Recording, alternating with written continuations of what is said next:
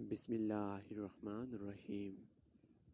السلام علیکم عزیز دوستو، میں ہوں محمد کوزام عاشق اور آپ دیکھ رہے ہیں گردش دوراں یوٹیوب چینل۔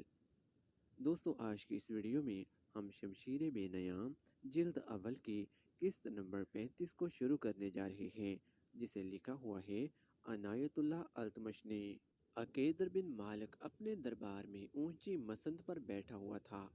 اس کے پیچھے دو نیم برہنہ لڑکیاں کھڑی مورشل ہلا رہی تھیں۔ عقیدر بن مالک کے چہرے پر وہی رعونت تھی جو روایتی بادشاہوں کے چہروں پر ہوا کرتی تھی۔ اے ابن مالک، اس کے بوڑھے وزیر نے، جو اس کی فوج کا سالار بھی تھا، اٹھ کر کہا، تیری بادشاہی کو کبھی زوال نہ آئے۔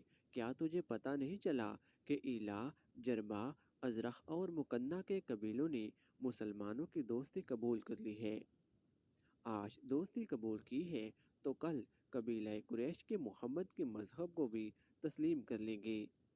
کیا ہمارا بزرگ وزیر ہمیں یہ مشورہ دینا چاہتا ہے کہ ہم بھی مسلمانوں کے آگے گھٹنے ٹیک دیں؟ عقیدر بن مالک نے کہا، ہم ایسا کوئی مشورہ قبول نہیں کریں گے۔ نہیں ابن مالک، بوڑھے وزیر نے کہا، میری عمر نے جو مجھے دکھایا ہے وہ تو نے ابھی نہیں دیکھا۔ میں مانتا ہوں کہ تو یہ بھی نہیں سوچ رہا کہ مسلمانوں نے حملہ کر دیا تو ہم تمہاری بادشاہی کو کس طرح سے بچائیں گے۔ صلیب مقدس کی قسم، عقیدر بن مالک نے کہا، ہمارے ارد گرد جو علاقہ ہے وہ ہماری بادشاہی کو بچائے گا۔ میرے اس خوفناک صحرا کی ریت مسلمانوں کا خون چوس لے گی۔ ریت اور مٹی کے جو ٹیلے دومت الجندل کے ارد گرد کھڑے ہیں، یہ خدا نے میرے سنتری کھڑے کر رکھے ہیں۔ ہم پر کوئی فتح نہیں پا سکتا۔ اس وقت خالد بن ولید رضی اللہ تعالی عنہ اپنے 400 سوار دستوں کے ساتھ آدھا راستہ طے کر چکے تھے۔ اگلے روز وہ اس صحرا میں داخل ہو گئے جسے مورخوں نے بھی ناقابل تسخیر لکھا ہے۔ مجاہدین کے چہرے ریت کی مانند خشک ہو گئے تھے۔ گھوڑوں کی چال بتا رہی تھی کہ یہ مسافت اور پیاس ان کی برداشت سے باہر ہوئی جا رہی ہے، لیکن خالد بن ولید رضی اللہ تعالی عنہ کی قیادت مجاہدین کے دلوں میں نئی روح پھونک رہی تھی۔ دومت الجندل اچھا خاصا شہر تھا، اس کے ارد گرد دیوار تھی۔ خالد رضی اللہ تعالی عنہ اس کے قریب پہنچ گئے اور اپنے سواروں کو ایک وسیع نشیب میں چھپا دیا۔ مجاہدین کی جسمانی کیفیت ایسی تھی کہ انہیں کم از کم ایک دن اور ایک رات آرام کرنے کی ضرورت تھی، لیکن خالد رضی اللہ تعالی عنہ نے اپنے سواروں کو تیاری کی حالت میں رکھا۔ سورج غروب ہو گیا، پھر رات گہری ہونے لگی، چاند پوری آب و تاب سے چمکنے لگا، صحرا کی چاندنی بڑی شفاف ہو گئی۔ خالد بن ولید رضی اللہ تعالی عنہ اپنے ایک آدمی کو ساتھ لے کر شہر کی دیوار کی طرف چل پڑے۔ وہ جائزہ لینا چاہتے تھے کہ شہر کا محاصرہ کیا جائے، جس کے لیے 400 سوار کافی نہیں تھے۔ زیادہ سے زیادہ یہ کہا جا سکتا تھا کہ شہر کی ناکہ بندی کر دی جائے۔ دوسری صورت یلغار تھی۔ خالد بن ولید رضی اللہ تعالی عنہ دیوار کے دروازے سے خاصا پیچھے ایک آؤٹ میں بیٹھ گئے۔ چاندنی اتنی صاف تھی کہ دیوار کے اوپر سے خالد رضی اللہ تعالی عنہ نظر آ سکتے تھے۔ شہر کا بڑا دروازہ کھلا۔ خالد سمجھے کہ عقیدر فوج لے کر باہر آ رہا ہے اور وہ ان پر حملہ کرے گا، لیکن عقیدر کے پیچھے پیچھے چند سوار باہر نکلے اور دروازہ بند ہو گیا۔ خالد کو یاد آیا کہ تبوک سے روانگی کے وقت رسول کریم صلی اللہ علیہ وسلم نے انہیں کہا تھا کہ عقیدر تمہیں شاید شکار کھیلتا ہوا ملے گا۔ عقیدر بن مالک کے متعلق مشہور تھا کہ وہ جیسے شکار کھیلنے کے لیے ہی پیدا ہوا تھا۔ صحرا میں شکار رات کو ہی ملتا تھا، کیونکہ دن کے وقت جانور دب کے چھپے رہتے تھے۔ پورے چاند کی رات بڑے شکار کے لیے موزوں سمجھی جاتی تھی۔ یہ رسول اکرم کی انٹیلیجنس کا کمال تھا کہ آپ صلی اللہ علیہ وسلم نے دشمن کی عادات اور خصلتوں کا بھی پتہ چلا لیا تھا، اور آپ نے خالد کو عقیدر کے متعلق پوری معلومات دے دی تھی۔ خالد رضی اللہ تعالی عنہ نے جب دیکھا کہ عقیدر ابن مالک چند ایک سواروں کے ساتھ باہر آیا ہے تو انہوں نے اس کے انداز کا پوری طرح سے جائزہ لیا۔ خالد رضی اللہ عنہ سمجھ گئے کہ عقیدر کو معلوم ہی نہیں ہو سکا کہ 400 مسلمان سوار اس کے شہر کے قریب پہنچ گئے ہیں اور وہ شکار کھیلنے جا رہا ہے۔ خالد اپنے آدمی کے ساتھ رینگتے سرکتے پیچھے آئے۔ جب عقیدر اپنے سواروں کے ساتھ نظروں سے اوجھل ہو گیا تو خالد رضی اللہ عنہ دوڑ کر اپنے سواروں تک پہنچ گئے۔ انہوں نے کچھ سوار منتخب کیے، اپنے تمام سواروں کو انہوں نے تیاری کی حالت میں کھڑا رکھا ہوا تھا۔ وہ سواروں کے ایک خبیش کو اپنی قیادت میں اس طرف لے گئے جدھر عقیدر گیا تھا۔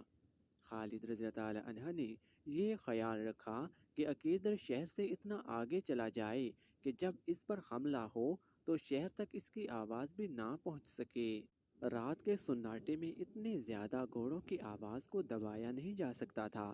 عقیدر اور اس کے ساتھیوں کو پتہ چل گیا تھا کہ ان کے پیچھے گھڑ سوار آ رہے ہیں۔ عقیدر کا بھائی حسان بھی اس کے ساتھ تھا۔ اس نے کہا کہ وہ جا کے دیکھتا ہے کہ یہ کون ہیں۔ اس نے اپنا گھوڑا پیچھے کو موڑا ہی تھا کہ خالد رضی اللہ عنہ نے اپنے سواروں کو ہلّا بولنے کا حکم دے دیا۔ عقیدر کو خالد رضی اللہ عنہ اور ان کے سواروں کی للکار سے پتہ چلا کہ یہ مسلمان ہیں۔ حسان نے برچی سے مقابلہ کرنے کی کوشش کی لیکن وہ مارا گیا۔ عقیدر اپنے سواروں سے ذرا الگ تھا۔ خالد رضی اللہ عنہ نے اپنے گھوڑے کو ایڑ لگائی اور رخ عقیدر کی طرف کر لیا۔ عقیدر ایسا بوکھلایا کہ خالد رضی اللہ عنہ پر وار کرنے کی بجائے اس نے راستے سے ہٹنے کی کوشش کی۔ خالد رضی اللہ عنہ نے اس پر کسی ہتھیار سے وار نہ کیا، نہ گھوڑے کی رفتار کم کی۔ انہوں نے گھوڑا عقیدر کے گھوڑے کے قریب سے گزارا اور بازو عقیدر کی کمر میں ڈال کر اسے اس کے گھوڑے سے اٹھا کر اپنے ساتھ ہی لے گئے۔ عقیدر بن مالک کے شکاری ساتھیوں اور محافظوں نے دیکھا کہ ان کا فرمان روا پکڑا گیا ہے اور اس کا بھائی مارا گیا ہے تو انہوں نے خالد کے سواروں کا مقابلہ کرنے کی بجائے نکلنے کا راستہ دیکھا۔ وہ زمین ایسی تھی کہ چھپ کر نکل جانے کے لیے نشیب، خڈ اور ٹیلے بہت تھے۔ ان میں کچھ زخمی ہوئے لیکن نکل گئے۔ شہر میں داخل ہو کر انہوں نے دروازہ بند کر دیا۔ خالد بن ولید رضی اللہ عنہ نے عقیدر کو پکڑے رکھا اور کچھ دور جا کر گھوڑا روکا۔ عقیدر سے کہا کہ اس کے بھاگ نکلنے کی کوئی صورت نہیں۔ انہوں نے اسے گھوڑے سے اتارا، خود بھی اترے۔ کیا تم اپنے آپ کو ناقابل تسخیر سمجھتے تھے؟ خالد نے پوچھا۔ ہاں، میں اپنے آپ کو ناقابل تسخیر سمجھتا تھا، عقیدر بن مالک نے کہا۔ لیکن تو نے مجھے اپنا نام نہیں بتایا۔ خالد نے جواب دیا۔ خالد بن ولید؟ ہاں، عقیدر نے کہا، میں نے یہ نام سنا ہے۔ یہاں تک خالد ہی پہنچ سکتا تھا۔ نہیں عقیدر، خالد نے کہا، یہاں تک ہر وہ انسان پہنچ سکتا ہے جس کے دل میں اللہ کا نام ہے اور وہ محمد صلی اللہ علیہ وآلہ وسلم کو اللہ کا رسول مانتا ہے۔ میرے ساتھ کیا سلوک ہوگا؟ عقیدر نے پوچھا۔ تیرے ساتھ وہ سلوک نہیں ہوگا جو تو نے ہمارے رسول کے ایلچی کے ساتھ کیا تھا، خالد رضی اللہ عنہ نے کہا۔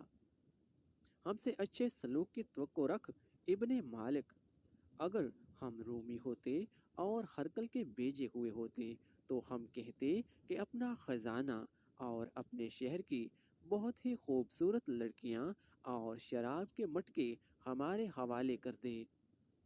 پہلے ہم عیش و عشرت کرتے، پھر ہرقل کے حکم کی تعمیل کرتے۔ ہاں، عقیدر نے کہا، رومی ہوتے تو ایسے ہی کرتے اور وہ ایسا کر رہے ہیں۔